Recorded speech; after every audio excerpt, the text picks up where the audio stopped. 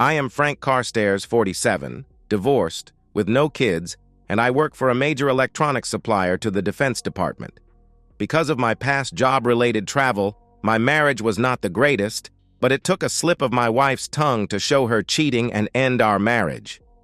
This is the story of how it happened. First, let me bring you the background to this story. I served 6 years in the military as a radar repair technician. As with a lot of us who did that kind of work, we all had the nickname Radar, after Radar O'Reilly from the TV series MASH or Sparky. I was looked upon throughout the service as something of an artist at troubleshooting problems. When I got out of the service, I had my choice of many civilian jobs doing the same thing but with the contractors and not the military. I came back to my hometown of Grand Rapids, Michigan, and pondered my options. I finally chose to accept a position with a company that was developing a drone control system that they could retrofit to the present systems and reduce the weight by about 17 pounds, as well as increase surveillance capabilities by an order of magnitude. They hired me to put the test drones through their paces. The company rented an unused road race course on the northern edge of the county that gave us a 3-mile by 1.5-mile area to do our testing. It also included several buildings that allowed us to work outside of observation from the rest of the world. One of the support people was a young lady from the local area. When I was introduced to her, I was gobsmacked, as our English friends say. Elizabeth Morgan was gorgeous. She was 5 foot 5 inches or 6 foot tall, and with eyes that looked into your very soul. She was well-proportioned and slender. She had the darkest black hair and wore it in a ponytail even when dressed up. It was love at first sight for me. As neither one of us was, at the time, part of the management team, we were not constrained, but any non-fraternization policy.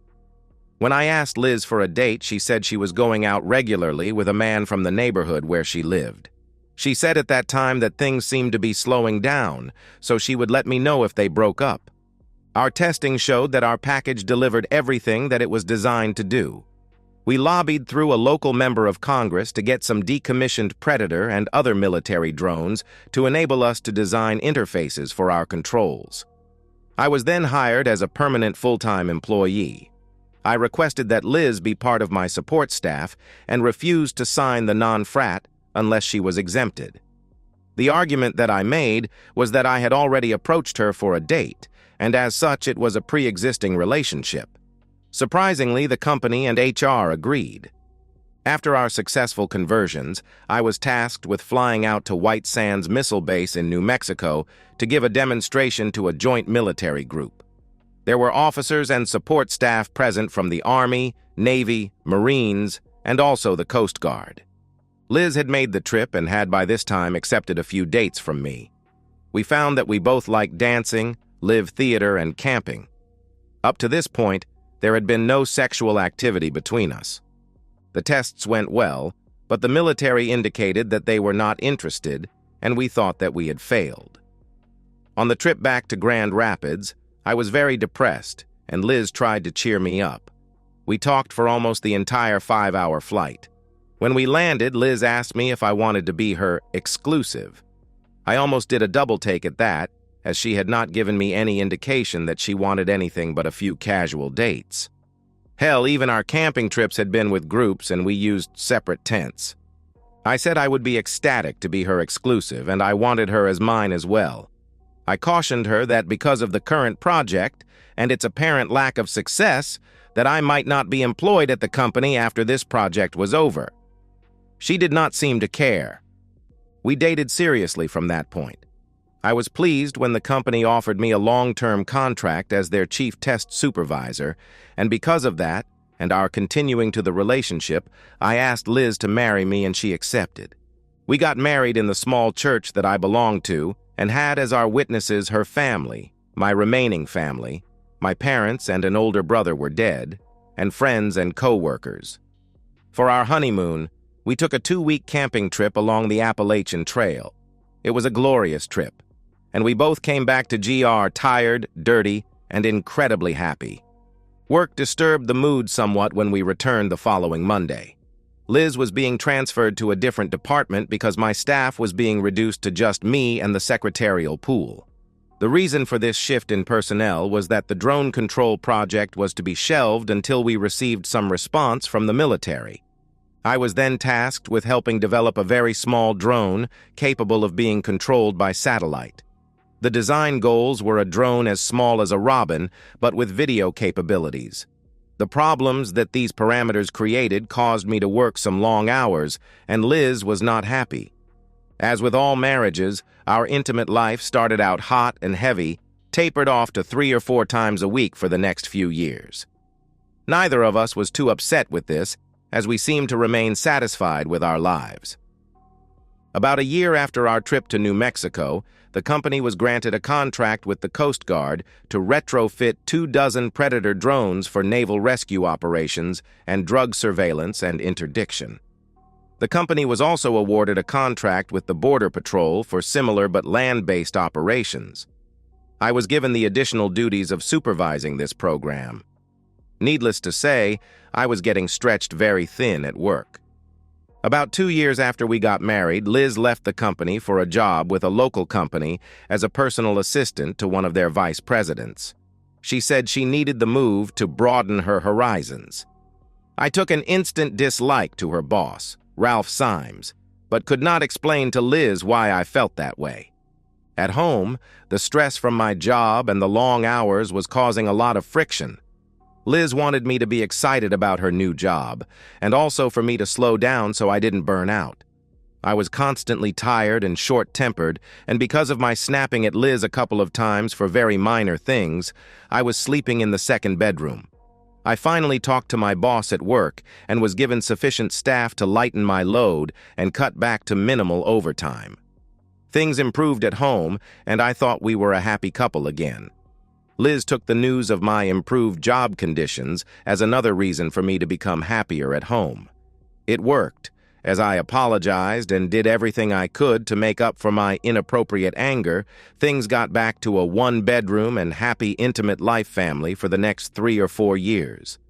The mini-drone project sailed along and was accepted by several state and local police agencies and, of course, several alphabet soup federal agencies. I was then promoted and given a huge raise with a stock option and bonus. Because of the way Liz seemed to go through money, I had my raise, bonus, and stock options transferred to an account in another bank and in my name only. I used a P.O. box at the local post office for a mailing address. I also got Liz to agree to file separate tax returns, because the tax burden was considerably less doing that. My new duties, as I explained at the beginning, involved extensive travel. This again raised tension at home.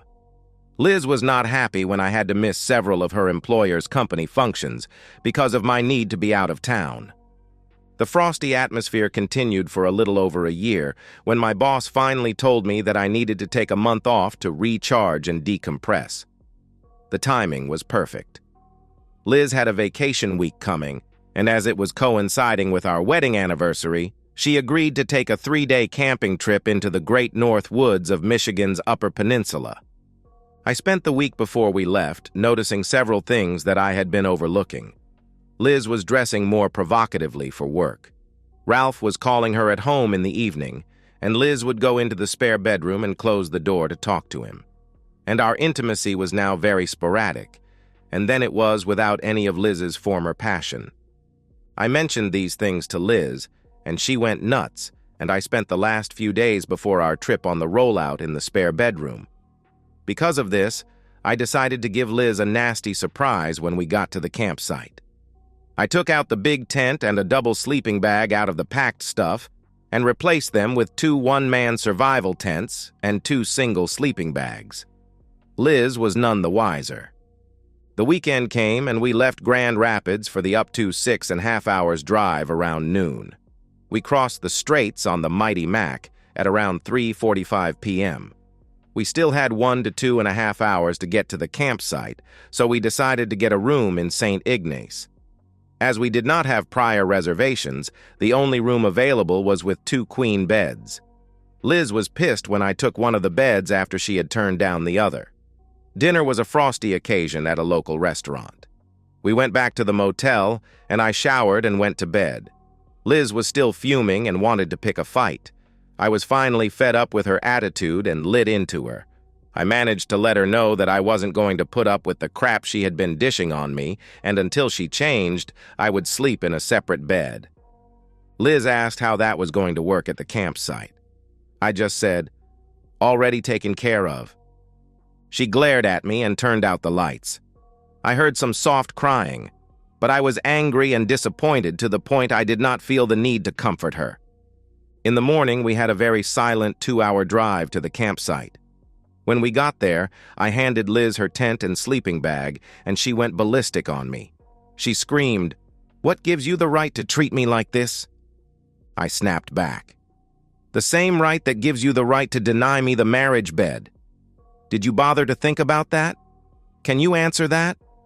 What has changed is that you have become an insufferable woman. When we get back to the apartment, you are sleeping on the rollout." Liz looked abashed and turned around, mumbling something, and then I heard the words that killed our marriage, muttering under her breath but still loud enough to be heard. "Ralph has never kicked me out of the bed." I now was ballistic. I grabbed all of the stuff, put it back in the car, grabbed Liz, and set her down in the front seat.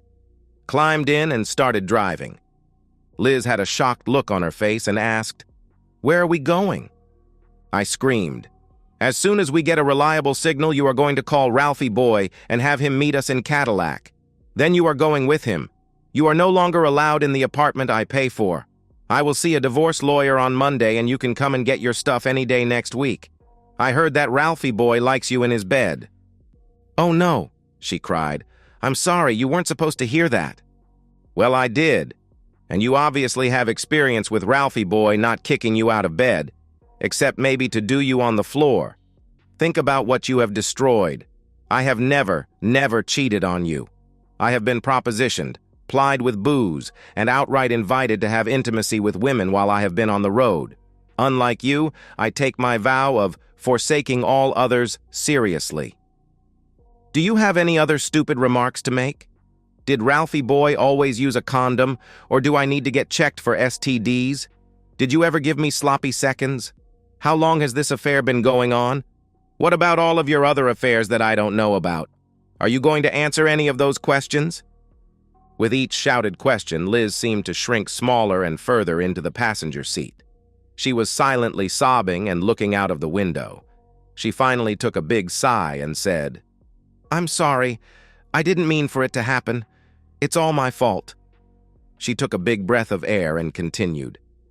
"When you didn't show up at some of the company functions, Ralph started making smarmy cracks about how if he were my husband, he would not be so inattentive. Finally, I fell for his line. We started having intimacy about 8 months ago. He is the only person that I've been cheating with. It was almost over, and I told him last week that I was going to use this trip to try and rekindle the intimacy that we lost in our marriage." I stopped her right there. "Is that why you kicked me out of our bedroom this week? To rekindle the intimacy? You still haven't said if you used condoms, or if you took any other precautions against things like, oh, I don't know, pregnancy." She shrank back into the seat and sat silently until we reached St. Ignace again. I put my cell phone on the speaker setting and handed it to her.